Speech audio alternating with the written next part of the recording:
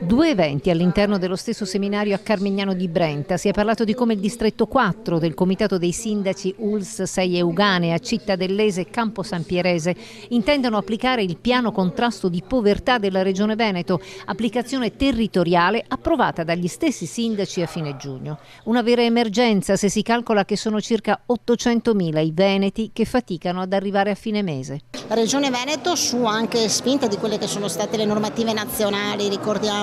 ha redatto il piano di contrasto alla povertà, in cui abbiamo cercato di fare un lavoro completo, multidisciplinare, inserendo tutti gli interventi quindi che vanno dall'aiuto concreto e quindi dai, diciamo così, fondi nazionali, il SIA, il REI, prima, oggi si parlerà di reddito di cittadinanza, che però ha cambiato un po', insomma, diciamo, natura rispetto al SIA, al REI iniziale, a quelli che sono appunto le misure regionali. Ricordiamoli, il reddito di inclusione attiva, una misura oggi molto apprezzata dai comuni, sono circa più di 300 i comuni che beneficiano di questa misura, la distribuzione delle eccedenze alimentari, poi anche tramite alcuni contributi del Fondo Sociale Europeo rispetto al collocamento degli over 50, delle persone che non trovano lavoro, dei disoccupati. Quindi un piano a 360 gradi che cerca di mettere in relazione e far parlare anche diversi assessorati, quindi l'assessorato al sociale, l'assessorato al lavoro, l'assessorato alla casa con l'edilizia abitativa e anche l'assessorato alla sanità, perché quando parliamo di povertà molte volte si parla anche